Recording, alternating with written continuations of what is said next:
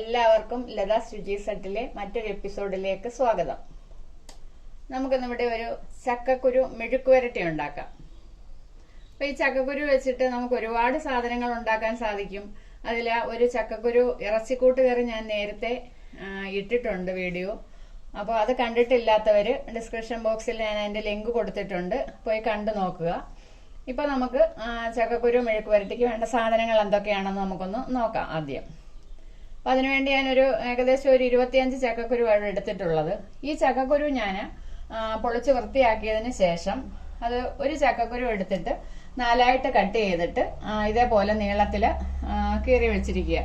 കീറി വെച്ചിട്ട് അത് ഞാൻ അടുപ്പേ വെച്ചിട്ട് കുറച്ച് ഉപ്പും മഞ്ഞപ്പൊടിയും ഇട്ടിട്ട് ഒന്ന് വേവിച്ച് വെച്ചിരിക്കുക. അത് അപ്പം ബാക്കി മസാല എന്ന് പറയുന്നത് മുളക് പൊടി, 1 ടീസ്പൂൺ മുളക് പൊടി, ഒരു 1/4 ടീസ്പൂൺ ഗരം മസാലപ്പൊടി. ഈ ഗരം മസാലപ്പൊടി 1/4 ടീസ്പൂൺ മാത്രമേ ഞാൻ എടുത്തിട്ടുള്ളൂ.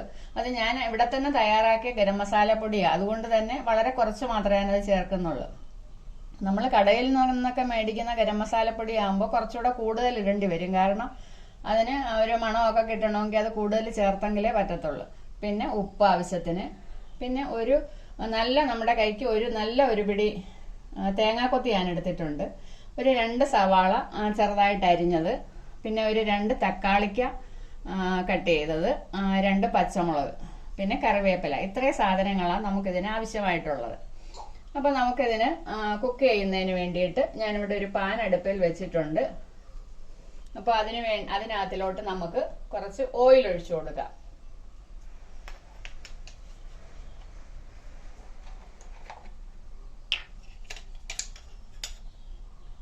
ഇവിടെ 1 ടേബിൾ സ്പൂൺ ഓയിൽ ഞാൻ ഒഴിച്ചു കൊടുക്കുന്നത്. വെളിച്ചെണ്ണ ഞാനിപ്പോൾ ഒഴിച്ചു കൊടുത്തിരിക്കുന്നത്. ഇത് സൺഫ്ലവർ ഓയിൽ ആയാലും ഒരു കുഴപ്പവുമില്ല, നല്ല ടേസ്റ്റ് ആയിരിക്കും.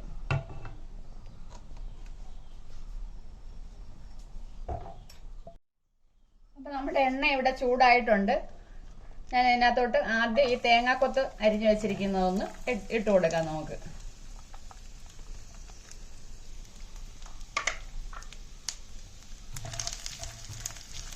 അത് ചെറുതായിട്ടൊന്ന് മൂത്ത് വരുന്നതിന് ശേഷം നമുക്ക് സവാള ഇട്ട് കൊടുക്കാം.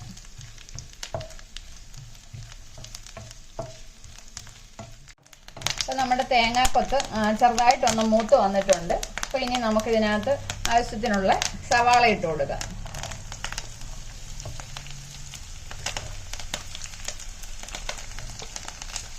ഇതിന്റെ കൂട്ടത്തിൽ നമുക്ക് പച്ചമുളകും കൂടെ ചേർത്ത് കൊടുക്കാം. ഇത് ഇത്രയും കൂടി ഇട്ടിട്ട് നന്നായിട്ട് കുറച്ച് സമയം കൂടെ നമുക്കൊന്ന് വഴറ്റി കൊടുക്കാം.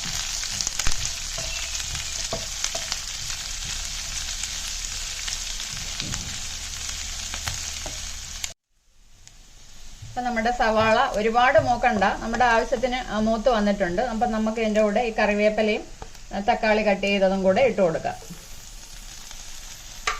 ഇട്ട് കൊടുത്തിട്ട് കുറച്ച് സമയം കൂടെ നമുക്കൊന്ന് വഴറ്റി കൊടുക്കാം. അപ്പൊ നമ്മുടെ ഉള്ളിയും തക്കാളിയൊക്കെ നമുക്ക് ആവശ്യത്തിന് ഇവിടെ വഴഞ്ഞു വന്നിട്ടുണ്ട്. അപ്പൊ നമുക്കിനി ഇതിന്റെ കൂടെ ആവശ്യത്തിനുള്ള മസാലകൾ കൂടി ഒന്ന് ചേർത്ത് കൊടുക്കാം.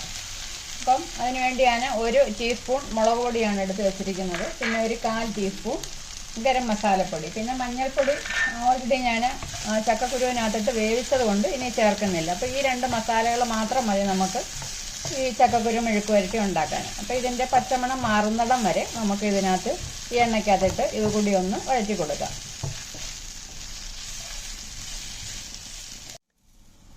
അപ്പൊ ഇതിനകത്തിലോട്ട് ഞാൻ കുറച്ച് ഉപ്പും കൂടെ, ഒരു 1/4 ടീസ്പൂൺ ഇല്ല, അതിന്റെ പകുതി.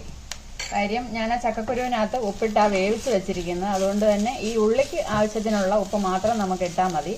അപ്പൊ ആ ഉപ്പൂടെ ഇട്ടിട്ട് നമുക്ക് ഒന്നുകൂടെ വഴറ്റി കൊടുക്കാം. ഇവിടെ ഇപ്പൊ ഈ മസാലകളെല്ലാം നല്ലോണം മൂത്ത് വന്നിട്ടുണ്ട്. നമുക്കിനി വേവിച്ച് വെച്ചിരിക്കുന്ന ചക്കക്കുരു കൂടെ ഇതിന്റെ കൂടെ ചേർത്ത് കൊടുക്കാം.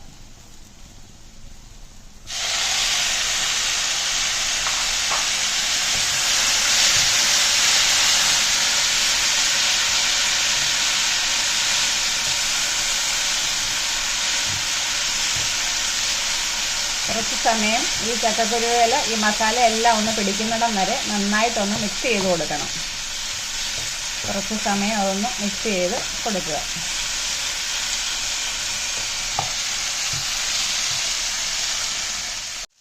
അപ്പോൾ നമ്മുടെ ചക്കക്കുരു മെഴുക്കുവരട്ടി ഇവിടെ തയ്യാറായിട്ടുണ്ട്. ഈ ചക്കക്കുരു നമ്മൾ ഇട്ട് കഴിഞ്ഞതിന് ശേഷം ഈ എണ്ണയിൽ കിടന്ന് നല്ലതുപോലെ ഒന്ന് ഫ്രൈ ആവണം. ഇനി നിങ്ങൾക്ക് എണ്ണ കുറവാണ്, ആദ്യം ഒഴിച്ച എണ്ണ കുറവാണെന്ന് തോന്നുന്നെങ്കിൽ കുറച്ച് എണ്ണയും കൂടെ ചേർത്ത് കൊടുക്കാം ആവശ്യത്തിന്.